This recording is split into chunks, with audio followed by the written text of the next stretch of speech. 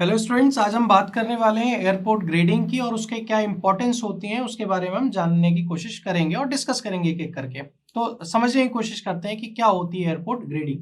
देखिए, airport grading से पहले आप ये समझने की कोशिश करें कि टोपोग्राफी क्या होती है। टोपोग्राफी के अंदर हम बेसिकली सरफेस के नेचुरल फीचर्स के बारे में बात करते हैं और एयरपोर्ट के साइट के लिए जो टोपोग्राफी है वो सबसे बेसिक रिक्वायरमेंट होती है।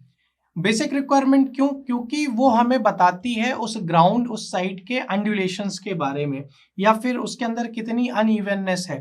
अगर इसको आप दूसरे तरीके से समझने की कोशिश करें तो ये भी बताता है कि ग्राउंड आपका कितना वेल ग्रेडेड है। अगर वेल ग्रेडेड नहीं होगा, अनइवन नहीं होएगा, अंडुलेशंस होंगे तो वहां पे एयरपोर्ट की ग्रेडिंग में आपकी बहुत ज्यादा कॉस्ट आपकी क्या होगी, इफेक्ट होगी। बहुत ज्यादा परसेंटेज में आपका पेवमेंट का वर्क का कॉस्ट अफेक्ट होगा। कब? जबकि आपकी साइट प्रॉपरली ग्रेडेड नहीं होगी। तो इसलिए बहुत जरूरी है ग्रेडिंग। और ग्रेडिंग की एक एक करके हम इंपॉर्टेंस के बारे में बात करते हैं कि कौन कौन से ऐसे रीजंस हैं जो कि हम अगर प्रॉपर ग्रेडिंग हुई तो एयरपोर्ट साइट हमारी बहुत अच्छे से निकल के आएगी। अगर लैंडिंग एरिया है वहां पे आपको कोई भी अनइवननेस है तो वहां पे आपको क्या होएगा? अच्छा, लैंडिंग एरिया में तो फिर भी ग्रेडियंट चल जाएगा, बट जब रनवे की बात करेंगे वहां तो उतना नहीं चलेगा। तो अगर हम लैंडिंग एरिया की स्पेसिफिकली बात करेंगे तो थोड़ा बहुत ग्रेडियंट है तो वो चल जाएगा। वहां पे आपकी कॉस्ट भी जो है अर्थवर्क की वो मिनिमम की मिनिमम रहेगी। ठीक है। प्लस साथ ही साथ जो आपका सरफेस ड्रेनेज है वो भी एक जनरल पैटर्न में होना चाहिए। तो वो भी एक इसका एक इम्पोर्टेंस है उसके ग्रेडिंग का।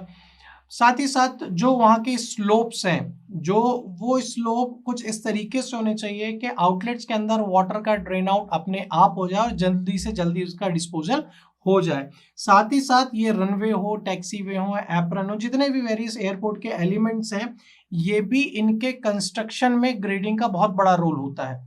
तो ये कुछ इसके इंपॉर्टेंस थे ग्रेडिंग के।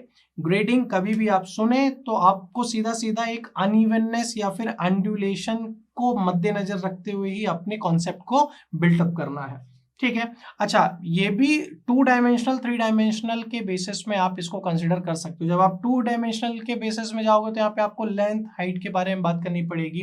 बट कहीं ना कहीं आप जब एयरपोर्ट की ग्रेडिंग की बात करते हो तो ये एक 3 डायमेंशनल प्रॉब्लम निकल के आती है, क्योंकि एक लार्ज एरिया में है प्लस आनी तो वहां पे आपको हाइट भी वहां पे सुनिश्चित करनी होती है। तो इसको आप एक 3 डायमेंशनल प्रॉब्लम के बेसिस में कंसीडर कर सकते हैं। और क्या क्या चीजें होनी चाहिए वो अभी हमने एक एक करके डिस्कस की भी है। तो आई होप आप लोगों को समझ में आया होगा। Thank you very much.